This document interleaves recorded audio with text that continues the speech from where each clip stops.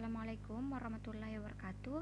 Saya Fik Nur Aziza dengan NIM 2102095000022 akan membawakan materi mengenai evaluasi jaringan nirkabel. Untuk pembahasan yang pertama itu mengenai pengertian jaringan nirkabel. Jadi jaringan nirkabel itu adalah teknologi yang menggunakan dua piranti untuk bertukar data tanpa media kabel. Data dipertukarkan melalui media gelombang cahaya seperti teknologi infrared pada remote TV, atau gelombang radio pada Bluetooth ponsel dengan frekuensi tertentu. Kemudian ada beberapa macam media transmisi tanpa kabel, yaitu yang pertama gelombang radio, yang kedua gelombang mikro, yang ketiga cahaya infrared. Selanjutnya ada keunggulan jaringan nirkabel. Yang pertama itu tingkat mobilitas tinggi. Jadi penggunaan jaringan nirkabel itu memberikan kemudahan terhadap pengguna untuk mengakses informasi dimanapun mereka berada selama dapat terjangkau jaringan nirkabel tersebut. Yang kedua, proses instalasinya mudah dan cepat. Yang ketiga, lebih fleksibel karena penggunaan jaringan nirkabel itu memungkinkan kita untuk membangun sebuah jaringan komputer pada tempat yang tidak mungkin atau sulit dijangkau oleh kabel. Yang terakhir itu meningkatkan produktivitas karena dapat selalu tersambung ke jaringan internet dimanapun pengguna berada. Selanjutnya ada kekurangan jaringan nirkabel. Yang pertama itu dari faktor keamanan, karena jaringan nirkabel bekerja dengan medium udara. Sebenarnya transmisi data itu dapat ditangkap dan disadap oleh siapa saja sehingga banyak sekali jenis serangan yang terjadi pada jaringan nirkabel. Yang kedua, faktor kecepatan, di mana faktor kecepatan ini sangat dipengaruhi oleh cuaca. Jika cuacanya bagus, maka proses transmisi datanya itu akan berlangsung lebih cepat. Sedangkan jika cuacanya kurang bagus, maka proses transmisi datanya itu akan berlangsung lebih lama. Yang terakhir itu ada faktor biaya atau cost, di mana harga komponen untuk membuat jaringan nirkabel saat ini itu masih tergolong sangat mahal, sehingga implementasinya membutuhkan perencanaan yang terbilang harus tepat.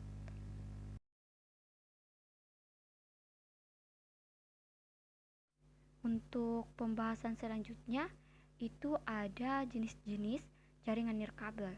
Yang pertama itu ada wireless personal area network, yang merupakan jaringan nirkabel yang mempunyai cakupan area yang sangat sempit, yaitu sekitar 20 meter.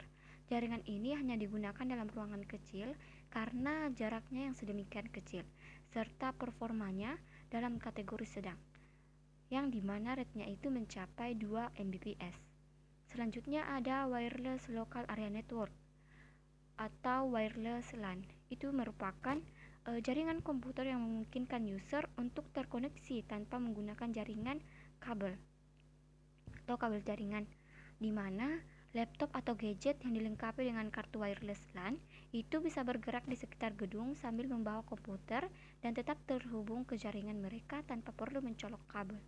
Yang terakhir itu ada wireless WAN atau wireless wide area network, yang merupakan jaringan yang menjangkau area yang lebih luas dibandingkan dengan wireless LAN. Jika wireless LAN digunakan supaya user jaringan bisa bergerak dalam area yang kecil, maka wireless WAN ini digunakan untuk menyediakan koneksi internet bergerak dengan area jangkauan yang lebih luas untuk pelaku perjalanan bisnis atau teknisi lapangan. Selanjutnya ada contoh teknologi jaringan. Yang pertama itu ada wireless PAN atau wireless personal area network, yang mencakup Bluetooth, Zigbee, dan Home RF, di mana Bluetooth itu merupakan spesifikasi industri untuk jaringan wilayah pribadi nirkabel atau wireless PAN. Bluetooth ini memfasilitasi koneksi dan pertukaran informasi di antara alat-alat seperti PDA, ponsel, komputer, laptop, printer, dan kamera digital. Selanjutnya ada Zigbee. Jadi Zigbee ini memiliki spesifikasi untuk jaringan protokol komunikasi tingkat tinggi menggunakan radio digital berukuran kecil dengan daya rendah. Yang terakhir itu ada teknologi Home RF, di mana teknologi ini pertama kali dipublikasikan sekitar tahun 1998. Kecepatan data transfer menggunakan Home RF itu diperkirakan sekitar 10 Mbps dengan jaraknya yang cukup luas dibandingkan dengan Bluetooth, yakni mencapai 100 meter. Selanjutnya ada wireless LAN yang mencakup Wi-Fi dan hotspot.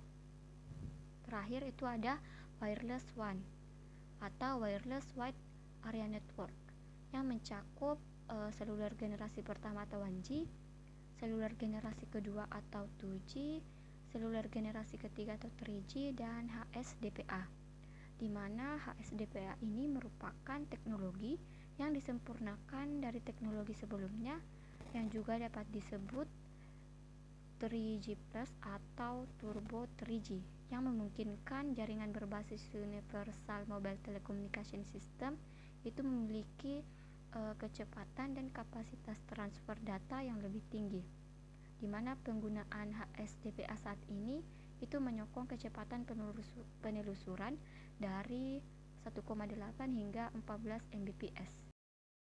Cukup sekian materi yang dapat saya sampaikan, kurang lebihnya mohon dimaafkan. Wabillahi taufik wal hidayah. Wassalamualaikum warahmatullahi wabarakatuh.